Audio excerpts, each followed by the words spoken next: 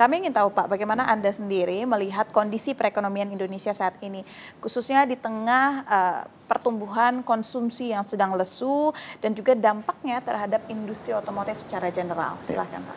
Ya, thank you. Saya rasa kembali industri sekarang ini bukan hanya di Indonesia tapi secara global ya, memang mengalami guncangan yang cukup dinamis kalau kita lihat.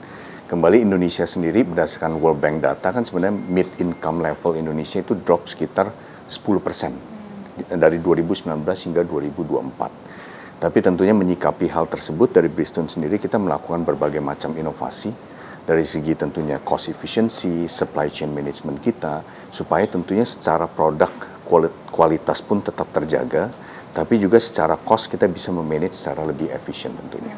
Untuk ban sendiri, berarti kan untuk Bridgestone sebenarnya ada produksi di dalam negeri ya Pak ya. Tapi kita hadapi juga tekanan global seperti inflasi, nilai tukar rupiah yang juga volatil, begitu kan. Lantas bagaimana Bapak melihat hal ini mempengaruhi biaya produksi dan juga impor komponen dari ban itu? Oke, thank you. Kalau dari biaya produksi tentunya seperti yang tadi saya utarakan bahwa kita melakukan berbagai macam inovasi dan juga efisiensi dari segi cost management, supply chain juga. Dan untuk Bridgestone sendiri sebenarnya 55% dari raw material kita itu sudah kita source secara locally. Dan 45% masih diimport. Tapi tentunya kita juga melakukan global sourcing sehingga secara cost bisa lebih kompetitif tentunya. Begitu. Oke, berarti 55% sudah dari dalam negeri ya Pak. Nah, dengan 45% tadi Pak yang masih impor, berarti apakah ada perubahan signifikan juga Pak di harga atau sebenarnya masih bisa disiasati yang seperti tadi Bapak sampaikan? Masih bisa kita siasati karena tentunya kita melakukan karena global sourcing tadi itu, jadi tentunya kita bisa menentukan harganya berdasarkan IDR base rupiah tentunya. Walaupun memang setelah berapa bulan dan ada penyesuaian dari segi harga juga ya. Tapi tadi secara overall supply chain managementnya kita lakukan inovasi-inovasi selama beberapa tahun belakangan ini tentunya untuk menyiasati kondisi global ekonomi yang sedang tidak baik begitu. Kalau berbicara tentang inovasi ya Pak dalam rangka menyiasati segala tekanan, sejauh mana sih Pak ban itu bisa berinovasi? Maksudnya kan kalau orang awam pasti melihat ban ya ban gitu, tapi sebenarnya bentuk inovasi apa sebenarnya yang bisa dihadirkan Pak? Salah satunya tadi yang saya ceritakan terkait enlightened technology. Tentunya banyak yang nggak ya tadi ban adalah ban gitu ya. Cuma mengantarkan saya dari poin A ke poin B. Bentuknya bulat. Bentuknya bulat hitam gitu kan ya. Tapi kalau kita lihat contohnya kayak dengan enlightened technology ini tentunya di mana rolling resistant coefficient-nya akan sangat lebih efisien dengan RRC-nya yang lebih baik. Pemakaian bahan bakar dari mobil tersebut tentunya lebih baik. Nah, ini yang banyak orang sebenarnya salah kaprah gitu.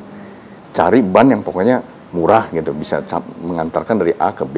Sedangkan kalau RRC-nya jelek, tentunya ini akan lebih boros untuk dari segi pemakaian bahan bakar.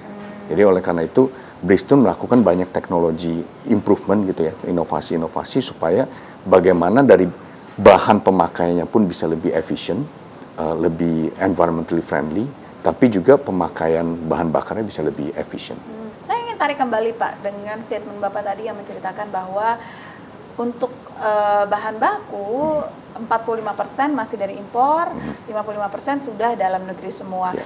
Apa yang menjadi tantangan utama Pak? 45% ini masih belum bisa ditekan dalam negeri. Apakah memang ketersediaan bahan kita yang tidak ada atau seperti apa? Ya, thank you. Karena kembali tadi kan kita mengekspor ke 70 negara lebih. Jadi kalau untuk Bridgestone memang sangat strict terkait produk standar Bridgestone Global ini. Bahkan di lab kita yang di Karawang ini, kita setiap ban yang kita produksi itu kita ada melakukan lab test. Di mana lab test tersebut pertama ada standar SNI kita, ada standar Jepang JATMA, dan juga ada standar Bridgestone. Di mana standar Bridgestone ini bisa katakan lebih strict dibandingkan SNI maupun Japan Standard. Nah, untuk memenuhi Bridgestone standar tadi, tentunya raw material tersebut harus memenuhi certain policy dari Bridgestone. Sehingga tentunya kita tidak bisa asal membeli contohnya karet yang pokoknya ini karet kurang lebih dasarnya sama, nggak bisa. Karena itu memang harus memenuhi international standard Bridgestone supaya kita bisa tadi ban yang diproduksi di Indonesia maupun di Amerika maupun Jepang standarnya sama. Oke. Tapi berarti ban itu setiap negara memiliki standar yang berbeda ya Pak ya?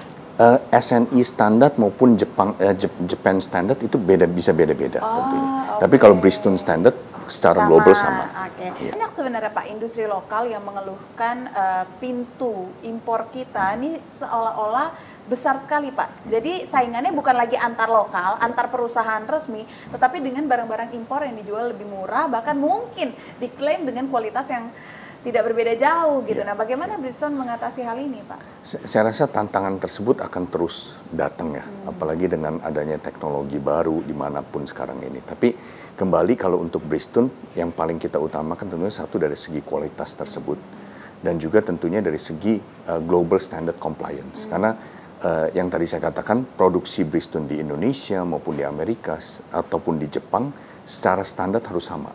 Jadi ini yang paling utama kita prioritaskan pertama, dan kedua tentunya di luar itu kan kita di Indonesia sendiri kita didukung dengan sekitar 400 kita sebutnya TOMO, yaitu toko model Bridgestone, dan juga sekitar 1.500 yang kita sebut sebagai general shops yang menjual berbagai macam ban. Dan ini tentunya service customer service offering yang tentunya kita utamakan dari semua toko model Bridgestone yang ada di Indonesia.